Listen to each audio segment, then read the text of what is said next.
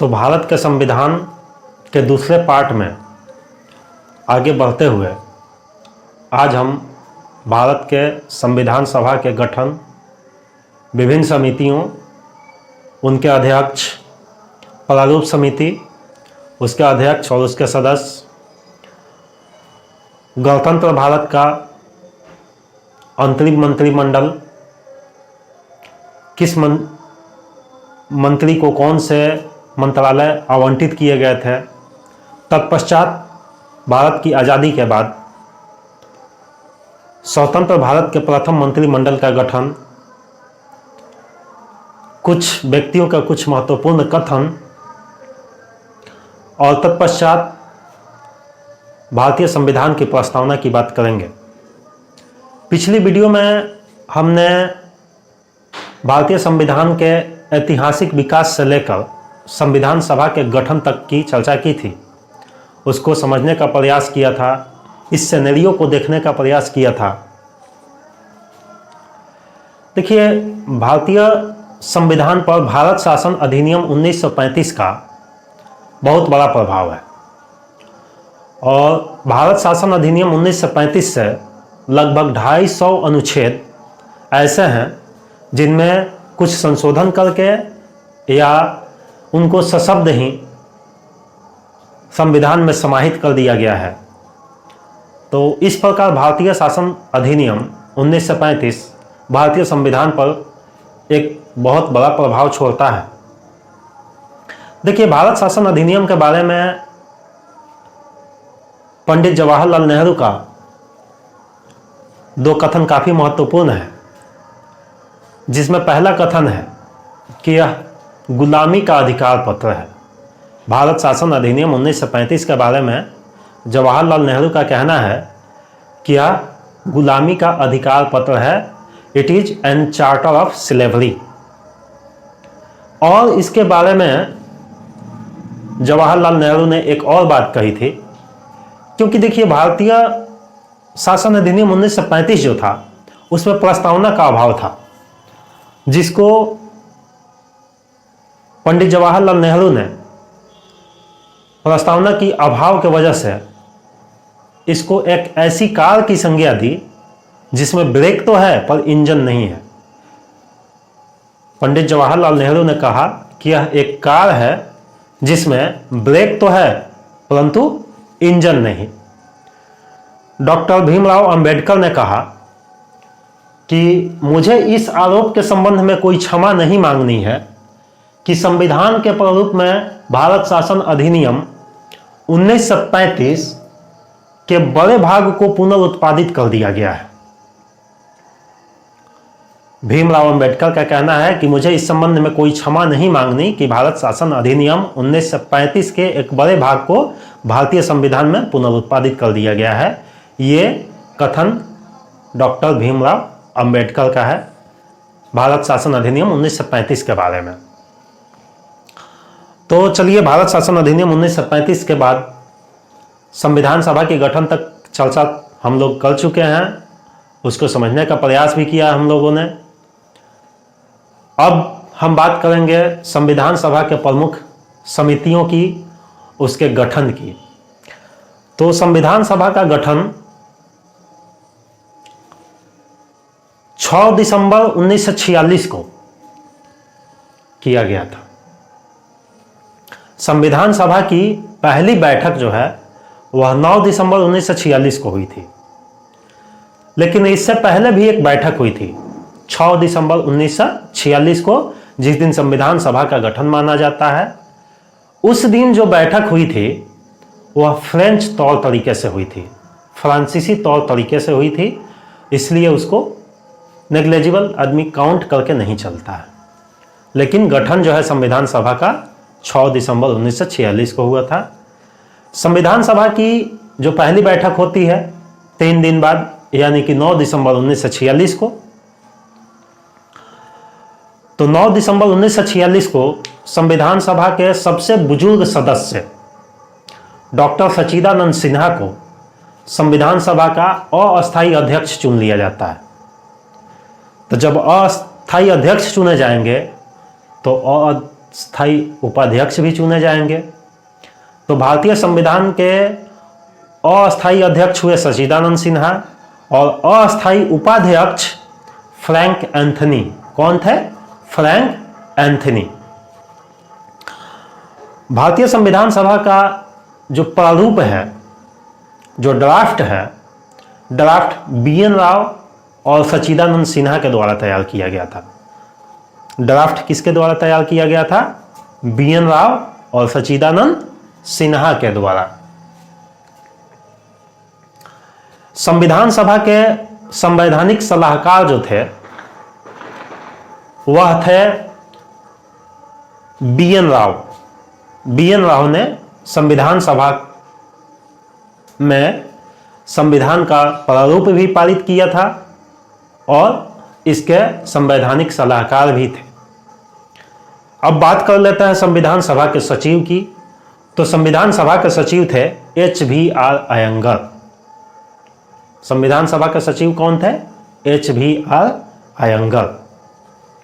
उसके बाद जब दूसरी बैठक होती है संविधान की, 9 दिसंबर के ठीक 2 दिन बाद 11 दिसंबर 1946 को, उस दिन संविधान सभा का अस्थायी अध्यक्ष जो है डॉक्टर राजेंद्र प्रसाद को चुन लिया जाता है और उसी दिन 2 उपाध्यक्ष चुने जाते हैं।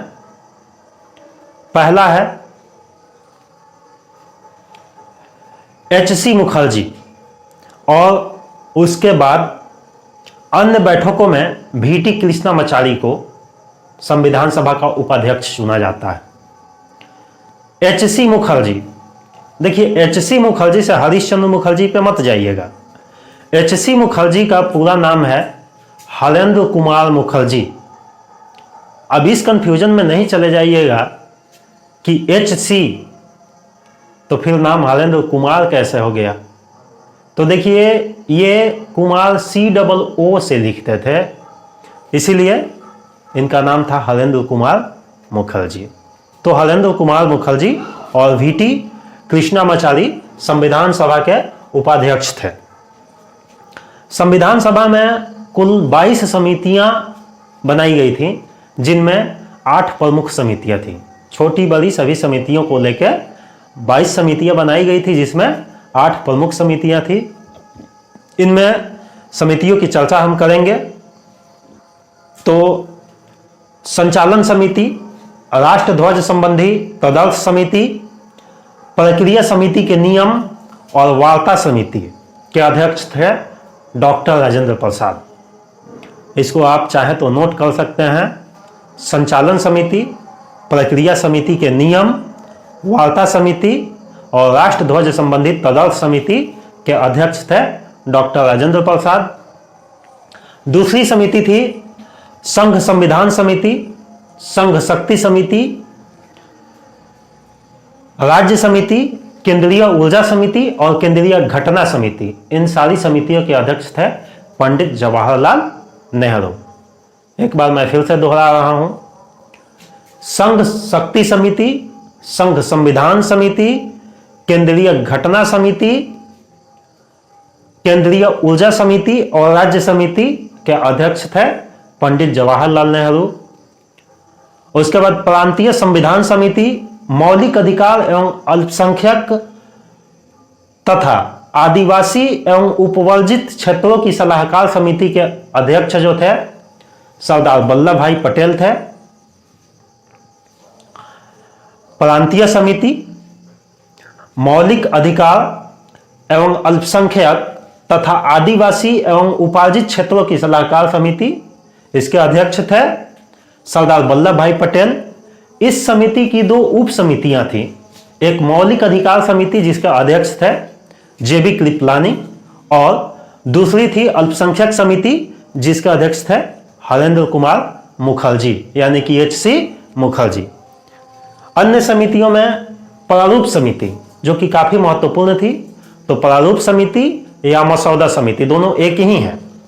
प्रारूप समिति या मसौदा समिति, इनके अध्यक्ष थे डॉक्टर भीमराव अंबेडकर। उसके बाद एक समिति थी झंडा समिति।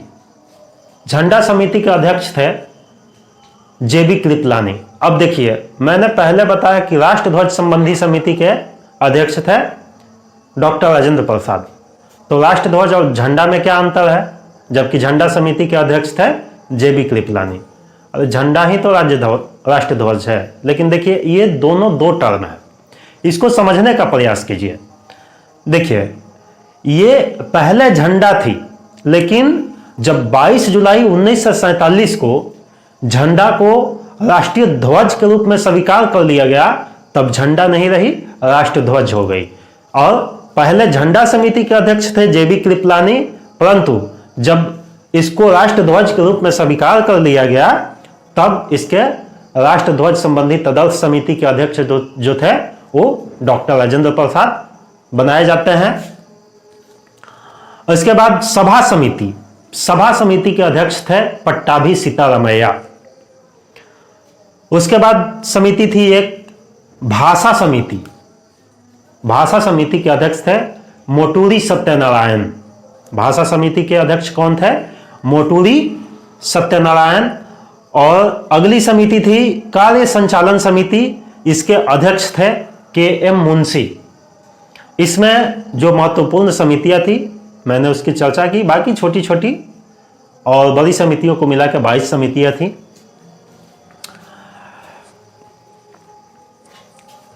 इसमें एक समिति थी जो काफी महत्वपूर्ण थी, वह थी प्रारूप समिति या मसौदा समिति।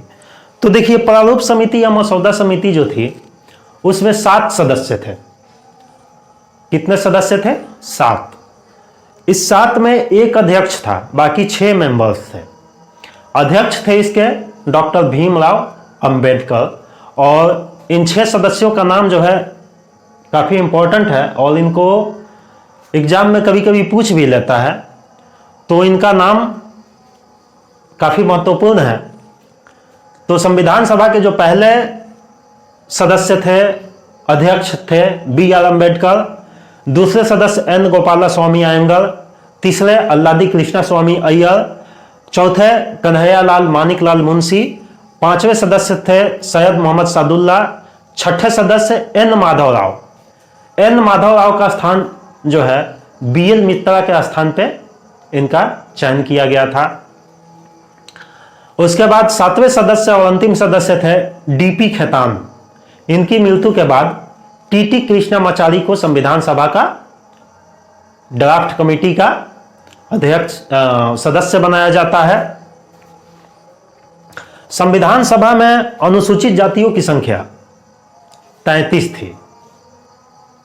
जो अनुसूचित जाति के सदस्य थे उनकी संख्या 33 थी और महिलाओं की संख्या 15 थी। महिलाओं का नाम जो है याद रखना भी आपके लिए काफी महत्वपूर्ण है, क्योंकि इनका भी नाम पूछता है। तो महिलाएं थी, पहली महिला थी अम्मू स्वामीनाथन, दूसरी एन्नी मैस्करिन, तीसरी बेगम एजाज रसूल, चौथी दक्षियानी बेल्लादून, 5वीं जी दुर्गाबाई, 6ठी हंसा मेहता। देखिए, ये हंसा मेहता जो है संविधान सभा में राष्ट्रीय ध्वज का पदार्पण करने वाली, राष्ट्रीय ध्वज का प्रदर्शन करने वाली महिला यही है, हंसा मेहता। 7वीं सदस्य है कमला चौधरी, 8वीं लीला रे, 9वीं मालती चौधरी, 10वीं पूर्णिमा बनर्जी, 11वीं रेणुका राय, 12वीं सरोजिनी नायडू, 13वीं राजकुमारी अमृता कौर, 14वीं सुचेता कृपलानी और 15वीं विजया लक्ष्मी पंडित। विजया लक्ष्मी पंडित पंडित जवाहरलाल नेहरू की बहन थी। उसके बाद 3 जून 1947 की योजना, जिसे माउंटबेटन योजना भी कहते हैं, 3 जून 1947 की योजना जिसे माउंटबेटन योजना भी कहते हैं, इसके 2 अन्य नाम हैं Dickie Bird plan, Dickie Bird plan या बाल्कन प्लान। 3 जून 1947 की योजना को, जिसको माउंटबेटन योजना कहते हैं, इसके 2 अन्य नाम डिक्की बर्ड प्लान और बाल्कन प्लान। देखिए, ये बाल्कन प्लान जो था, डिक्की बर्ड प्लान जो था, ये भारत को टुकड़ों में बांटने का प्लान था। अंग्रेजों ने भारत को टुकड़ों में बांटने का प्लान बना लिया था कि अगर संविधान सभा सफल नहीं होती है, कैबिनेट मिशन अपनी उद्देश्य में फेल कर जाता है, तो जो है भारत को टुकड़ों में बांट दिया जाएगा, लेकिन ऐसा हो न सका। तो 3 जून 1947 की योजना के बाद जब देश का बंटवारा हो गया तो संविधान सभा के लिए 324 सीटें निर्धारित की गई और 324 सीटों में 235 सीटें जो थी प्रांतों के लिए और 89 यानी कि 79 सीटें जो है देशी रियासतों के लिए आरक्षित की गई। कैबिनेट मिशन के आधार पर 2 सितंबर 1946 को भारत के गणतंत्र भारत के अंतरिम मंत्रिमंडल का गठन किया गया था। सॉरी, गणतंत्र भारत नहीं, तो अभी अंग्रेजों का गुलामी था 1946 में। तो 2 सितंबर 1946 को अंतरिम मंत्रिमंडल का गठन किया गया था, जिसके प्रमुख पद जो है आवंटित प्रमुख नेताओं को किए गए थे, जिनको बारी बारी से हम देखेंगे। तो पंडित जवाहरलाल नेहरू को कार्यकारी परिषद का उपाध्यक्ष, विदेशी मामले एवं राष्ट्रमंडल का प्रभार जो है पंडित जवाहरलाल नेहरू को दिया गया था। सरदार वल्लभ भाई पटेल को गृह, सूचना एवं प्रसारण मंत्रालय प्रदान किया गया था। डॉक्टर राजेंद्र प्रसाद को खाद्य एवं कृषि, बलदेव सिंह को रक्षा, जॉन मथाई को उद्योग एवं आपूर्ति मंत्रालय, सी राजगोपालाचारी को शिक्षा, CH भाभा को कार्य, खान एवं बंदरगाह।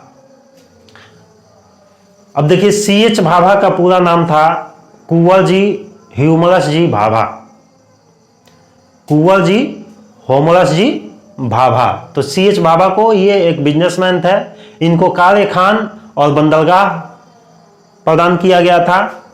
आसफ अली को रेलवे, जगजीवन राम को श्रम मंत्रालय दिया गया था। और फिर 26 अक्टूबर 1946 को इस अंतरिम मंत्रिमंडल में 5 मुस्लिम लीग के सदस्य शामिल किए जाते हैं, जिनमें लियाकत अली को वित्त, आई चुंदरीगर को वाणिज्य, अब्दुल रब नस्तर को संचार मंत्रालय तथा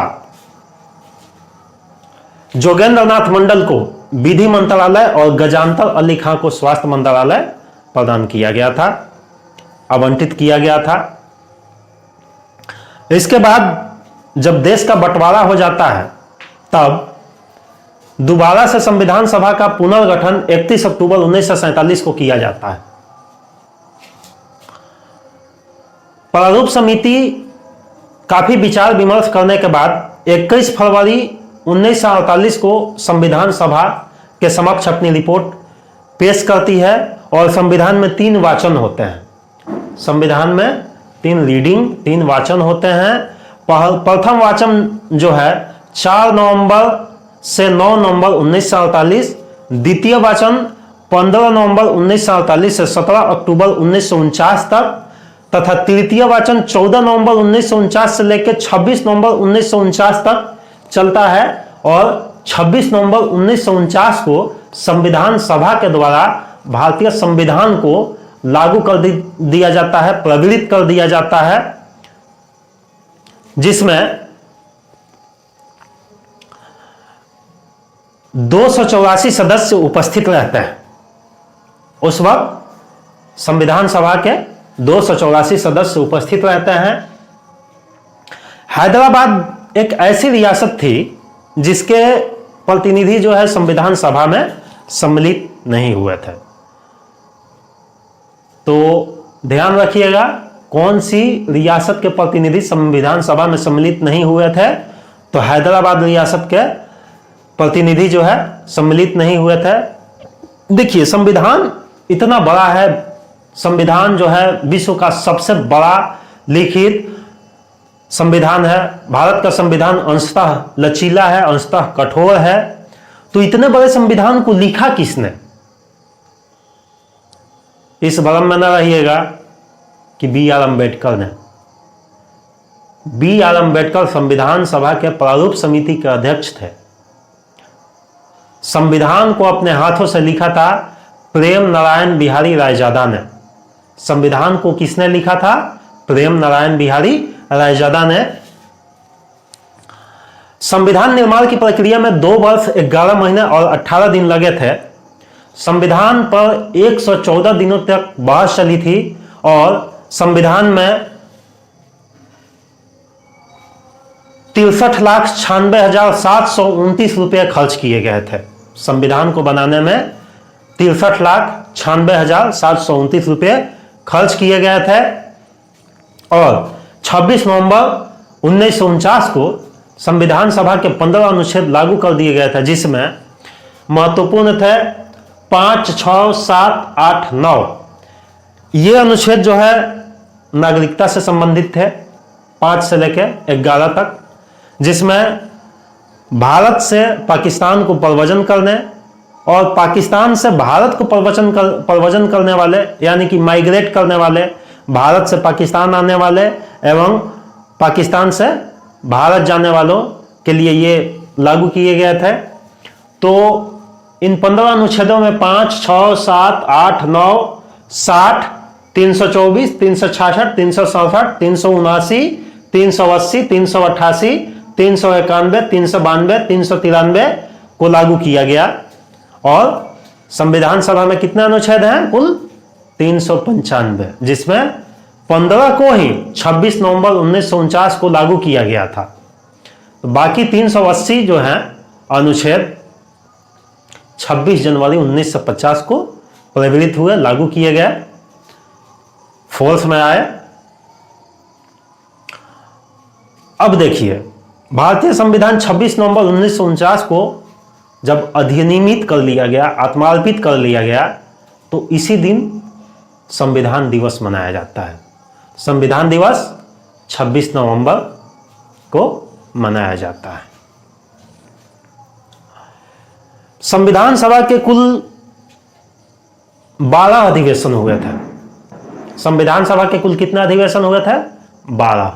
11 अधिवेशन जो है पहले विभिन्न समयों पर, तथा 12वां अधिवेशन जो था वह लास्ट और अंतिम अधिवेशन 24 जनवरी 1950 को संविधान सभा को पूर्ण रूप से लागू करने के लिए तथा अन्य सदस्यों के हस्ताक्षर के लिए इस 12वें अधिवेशन को पूर्ण किया गया था। देखिए, लिखित संविधान है हमारा, तो लिखित संविधान होने की अवधारणा कहां से आई? ब्रिटेन में जो संविधान है वो लिखित नहीं है, तो लिखित संविधान की अवधारणा कहां से आई? तो फ्रांस से। इसके बाद जब भारत आजाद हो गया तो भारत के, यानी कि स्वतंत्र भारत के मंत्रिमंडल का गठन हुआ, जिसमें जो पहले मंत्रिमंडल का गठन हुआ था 2 सितंबर 1946 को, उसमें काफ़ी बदलाव किया गया और कुछ सदस्यों के मंत्रालय जो है सेम रह गए, उसको भी हम देखेंगे। तो स्वतंत्र भारत का प्रथम मंत्रिमंडल 1947 में गठित हुआ था, जिसमें पंडित जवाहरलाल नेहरू को प्रधानमंत्री, राष्ट्रमंडल विदेशी मामले एवं वैज्ञानिक शोध, सरदार वल्लभ भाई पटेल को गृह, सूचना, प्रसारण तथा राज्यों के मामले। आज जो भारत में राज्यों का इंटीग्रेशन है, यह सरदार वल्लभ भाई पटेल की ही देन है। तो राज्यों के मामले, गृह, ये सरदार वल्लभ भाई पटेल के जिम्मे थी। डॉक्टर राजेंद्र प्रसाद को खाद्य एवं कृषि, मौलाना अबुल कलाम आजाद को शिक्षा मंत्री, जॉन मथाई को रेलवे एवं परिवहन, बी आर अम्बेडकर को विधि, जगजीवन राम को श्रम, बलदेव सिंह को रक्षा मंत्रालय राजकुमारी अमृता कौर को स्वास्थ्य, ये कैबिनेट, पहली कैबिनेट की महिला है। राजकुमारी अमृता कौर इस अंतरिम मंत्रिमंडल की प्रथम महिला सदस्य है जिसको मंत्रालय प्रदान किया गया था और स्वास्थ्य मंत्रालय प्रदान किया गया था। कुंवर जी होमरस जी भाभा को वाणिज्य, क्योंकि बिजनेसमैन थे तो इनको वाणिज्य पकड़ा दिया गया। रफी अहमद किदवई को संचार, आर के सन्मुखम शेट्टी को वित्त, श्यामा प्रसाद मुखर्जी उद्योग एवं आपूर्ति। देखिए, सबसे पहले मंत्रिमंडल से इस्तीफा देने वाले व्यक्ति जो थे वो श्यामा प्रसाद मुखर्जी ही थे। तो श्यामा प्रसाद मुखर्जी को उद्योग एवं आपूर्ति मंत्रालय, बीएन गॉडगिल को कार्य, खान एवं ऊर्जा मंत्रालय प्रदान किया गया था। इसके बाद मई 1949 में भारत जो है राष्ट्रमंडल की सदस्यता का सत्यापन करता है। देखिए, राष्ट्रमंडल जो है वह ऐसे देशों का समूह है जो कभी ब्रिटेन के गुलाम हुआ करते थे। तो यानी कि आज भी हम गुलामी की चादर ओढ़े हुए हैं, राष्ट्रमंडल के सदस्य हैं तो गुलामी की चादर ओढ़े हुए हैं, ऐसा नहीं है। यह सदस्यता जो है भारत की स्वैच्छिक है। आप चाहें तो मेंबर बन सकते हैं, चाहें तो उस मेंबरशिप को छोड़ सकते हैं। तो 1949 में भारत जो है राष्ट्रमंडल की सदस्यता का सत्यापन करता है। ये सारे कार्य जो है अभी संविधान सभा के द्वारा किया जा रहा है। ये जो सदस्यता ली जा रही है राष्ट्रमंडल की, ये संविधान सभा के द्वारा ही ली जा रही है। फिर 22 जुलाई 1947 को राष्ट्रीय ध्वज को अपना लिया जाता है। फिर 24 जनवरी 1950 को, जबकि संविधान का 12वां और अंतिम अधिवेशन हुआ था, उसी दिन डॉक्टर राजेंद्र प्रसाद को भारत का राष्ट्रपति चुन लिया जाता है। डॉक्टर राजेंद्र प्रसाद जो है भारत के राष्ट्रपति के रूप में अभी तक सबसे लंबी कार्य अवधि तक कार्य करने वाले व्यक्ति हैं और ये लगभग 1950 से लेके 2 टर्म 2 बार ये राष्ट्रपति चुने गए और इसके पहले भी इनका कार्यकाल 2 सालों का रहा। तो 24 जनवरी 1950 को इनको भारत का राष्ट्रपति चुन लिया जाता है भारत के संविधान सभा के द्वारा और 24 जनवरी 1950 को ही भारत का राष्ट्रीय गान अपनाया जाता है। जन गण मन अधिनायक, ये भारत का राष्ट्रीय गान 24 जनवरी 1950 को ही अपनाया जाता है। संविधान सभा जो है 1951-52 के आम चुनाव तक, जब तक कि चुनाव नहीं हो जाती है तब तक संविधान सभा जो है भारत के अंतरिम मंत्रिमंडल के रूप में कार्य करती है। और मैंने पहले भी आपको बताया था कि संविधान सभा में राष्ट्रध्वज का पदार्पण, राष्ट्रध्वज का प्रदर्शन करने वाली महिला कौन थी? हंसा मेहता। इसके बाद संविधान सभा के बारे में आइवर जेनिंग्स का एक महत्वपूर्ण कथन है जिसको हम देखेंगे। आइवर जेनिंग्स का कहना था कि अपनी राष्ट्रवादी प्रक्रिया में भारतीय संविधान निर्माताओं ने अल्पसंख्यक वर्गों के हितों और उनकी भावनाओं को कम करके आंका है। यह कथन है आइवर जेनिंग्स का। अपनी राष्ट्रवादी प्रक्रिया में संविधान निर्माताओं ने अल्पसंख्यक वर्गों के हितों एवं उनकी भावनाओं को कम करके आंका है। यह कथन है आइवर जेनिंग्स का। और जी ऑस्टिन का एक कथन काफी महत्वपूर्ण है। ग्रेनविल ऑस्टिन का एक कथन है, संविधान सभा कांग्रेस थी और कांग्रेस भारत था। संविधान सभा कांग्रेस थी और कांग्रेस भारत था। यह कथन है ग्रेनविल ऑस्टिन का।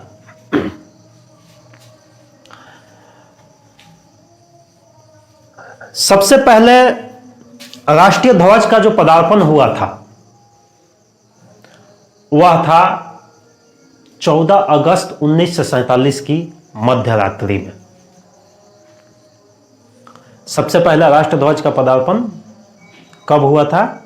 14 अगस्त 1947 को मध्य रात्रि में।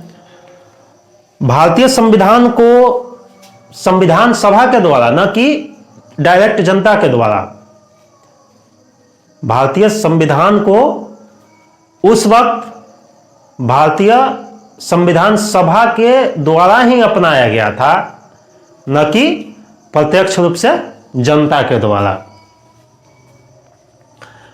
और 26 नवंबर 1949 को संविधान प्रवृत्त होने के कारण, उसके 15 अनुच्छेदों के लागू होने के कारण 26 नवंबर 1949 को लागू होने के वजह से ही 26 नवंबर को संविधान दिवस मनाया जाता है। और संविधान को पूर्ण रूप से लागू किया जाता है 26 जनवरी 1950 को। 26 जनवरी 1950 को संविधान पूर्ण रूप से लागू करने के पीछे यह कारण था कि 26 जनवरी 1930 को जवाहरलाल नेहरू के द्वारा रावी नदी के तट पर प्रथम स्वतंत्रता दिवस मनाने का निर्णय लिया गया था। उसको यादगार बनाने के लिए 26 जनवरी को ही संविधान को पूर्ण रूप से लागू किया गया। उसके बाद देखिए 24 जनवरी 1950 को संविधान सभा द्वारा डॉक्टर राजेंद्र प्रसाद राष्ट्रपति चुन लिए जाते हैं। इसी दिन भारत का राष्ट्रीय गान चुन लिया जाता है। फिर 26 जनवरी 1950 को भारत का राष्ट्रीय गीत चुना जाता है। भारत का राष्ट्रीय गीत कब अधिनियमित किया जाता है, कब अपनाया जाता है? तो 26 जनवरी 1950 को। 26 जनवरी 1950 को ही अशोक स्तंभ, यानी कि भारत का जो नेशनल एम्बलम है, राष्ट्रीय प्रतीक है, उसको 26 जनवरी 1950 को ही अपनाया जाता है। और भारत का जो राष्ट्रीय कैलेंडर है शक संवत पर आधारित है, ग्रेगोरियन कैलेंडर। इसको 22 मार्च 1957 को अपनाया जाता है। यह शक संवत पर आधारित है। और शक संवत कब लागू हुआ था? 78 ईस्वी में। कब लागू हुआ था? 78 ईस्वी में, कनिष्क के शासनकाल के समय। विक्रम संवत में नहीं चले जाइएगा, वो 58 ईसा पूर्व था। शक संवत 78 ईस्वी में था। भारत के राष्ट्रीय पशु बाघ को 1973 में स्वीकार किया जाता है। भारत का राष्ट्रीय पक्षी मोर, इसको 1952 में राष्ट्रीय पक्षी का दर्जा मिलता है। देखिए राष्ट्रीय पक्षी मोर का जो वैज्ञानिक नाम है पावोक्लिस्टस है। भारत का राष्ट्रीय पशु बाघ 1973 में, जिसको राष्ट्रीय पशु का दर्जा मिलता है, इसका वैज्ञानिक नाम पैंथेरा टाइग्रिस। भारत की राष्ट्रीय नदी गंगा नदी है। इसको 4 नवंबर 2008 को राष्ट्रीय नदी के रूप में अंगीकृत किया गया है। भारत का राष्ट्रीय जलीय जीव जो है डॉल्फिन, जिसको लोकल भाषा में, स्थानीय भाषा में सोंस के नाम से हम लोग जानते हैं, इसका वैज्ञानिक नाम है प्लेटानिस्टा गैंगेटिका। इसको 5 अक्टूबर 2009 को अपनाया जाता है। भारत की राष्ट्रीय नदी 4 नवंबर 2008। और भारत का राष्ट्रीय जलीय जीव डॉल्फिन प्लेटानिस्टा गैंगेटिका 5 अक्टूबर 2009।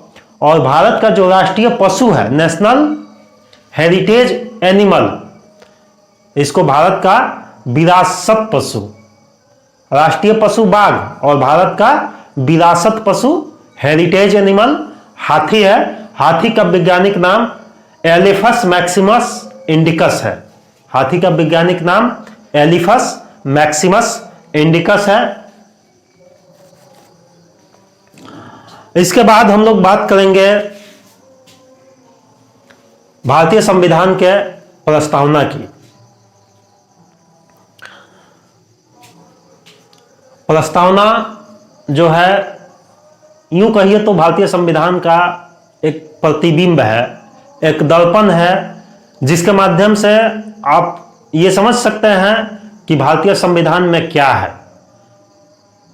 ये एक आईना की तरह है जो ये स्पष्ट करता है कि भारतीय संविधान किन उद्देश्यों के लिए लक्षित है।